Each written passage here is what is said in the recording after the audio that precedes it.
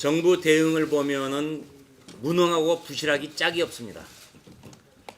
정부와 대통령은 뒷북 대응과 비밀주의로 국민 혼란만 가중시킵니다.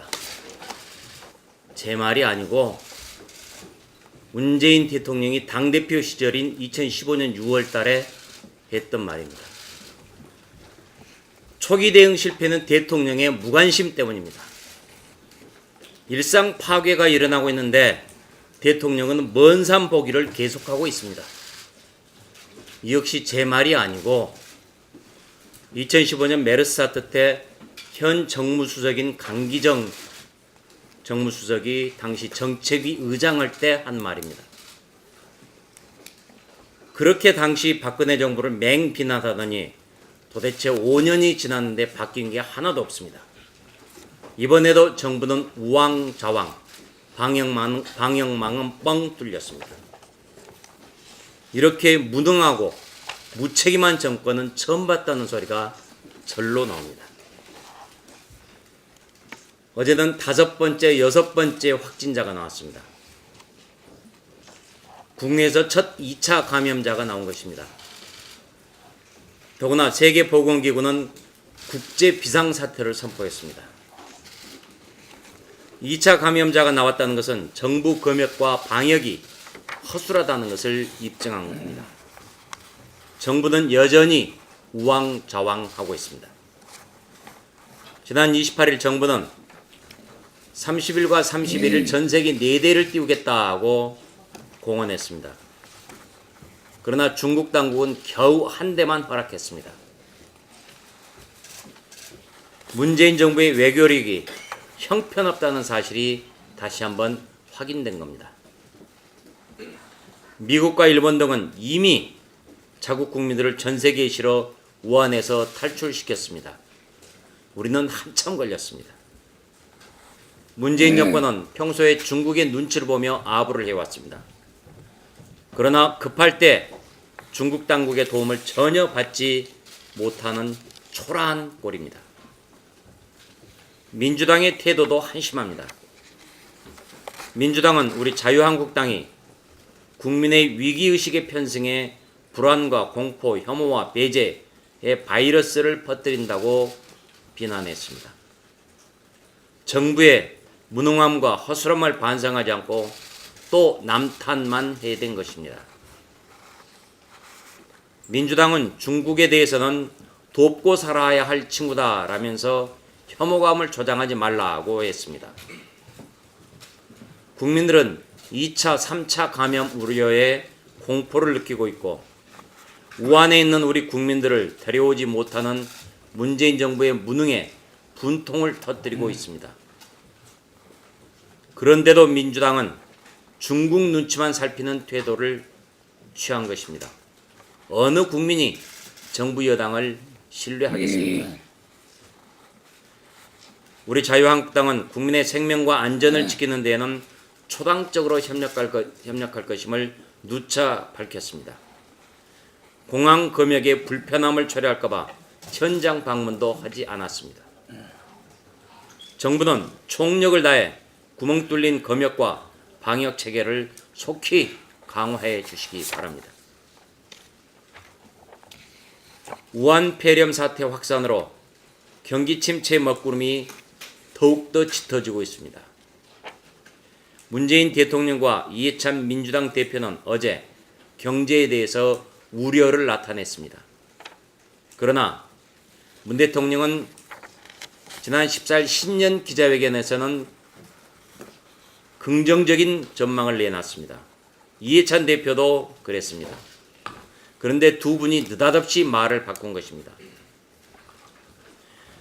국내외 경제 관련 기관들이 계속 경고를 했고 우리 자유한국당도 수차례 우려를 나타냈는데 그때는 들은 채도 하지 않았었습니다. 그런 사람들이 왜 갑자기 말을 바꿨을까요? 아마도 4월 총선을 앞두고 국민 세금을 풀어서 표를 사겠다는 명분 쌓기용이 아닌가 하는 지적이 있습니다. 경제가 어려워졌으니 재정을 풀어야 한다는 논리를 만들고 이에 따라 현금을 살포하겠다는 꿍꿍이가 아니냐는 것입니다. 작년에 추경을 편성할 때도 똑같이 그랬습니다. 경제 어렵다, 결국 돈 풀어야 된다, 이 논리였습니다. 대통령과 정권이 진정으로 경제를 살리려고 한다면 소득 주도 성장론부터 폐기하고 정책을 전면 전환해야 합니다. 우한 폐렴을 핑계삼아 총선 앞두고 돈 풀기에 나선다면 국민이 무능한 정권을 심판해야 할 이유가 또 하나 추가된다는 것을 경고합니다. 오늘 민심의 절대 요구인 통합 열차가 출발합니다. 목표는 문재인 정권을 심판하기 위해서입니다. 작은 차이를 극복하고 큰 틀에서 통합해 문재인 정권의 폭정을 저지해야 합니다. 통합 와중에 자신의 지분은 챙기겠다는 이기심으로 통합 열차를 늦춰서는 안 됩니다. 내 떡 하나 더 챙기겠다고 하다 총선에서 패배하면 말짱 도루묵이 됩니다.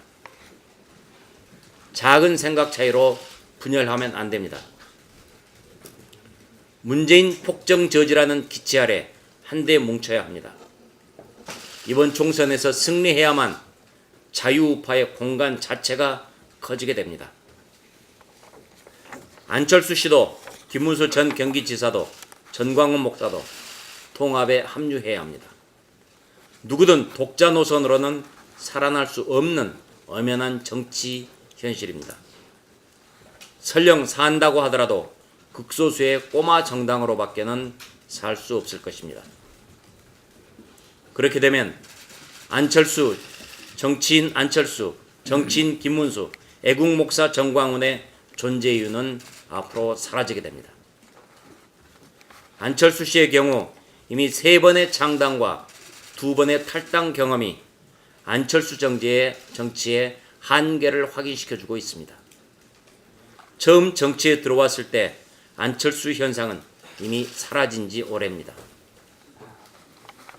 정광훈 목사나 김문수 전 지사의 경우 국민의 분노를 광장으로 끌어모은 것은 소중한 공로이고 인정받아 마땅합니다. 그러나 신당을 만들어 광화문에 함성을 키우겠다는 그 뜻이 선거판에서도 쉽게 통하리라 생각했으면 오산일 것입니다. 오히려 문재인을 심판해야 하는 자유우파의 결집을 저해해서 총선 결과를 빈약하게 만들 수도 있습니다. 자신의 미래를 위해서나 한국 정치의 미래를 위해서나 통합의 열차에 함께하는 것이 정답입니다. 현실적으로 가능한 방법은 통합 이외에는 없습니다. 쪼개진 채로 외치는 반문연대로는 부족할 수밖에 없습니다.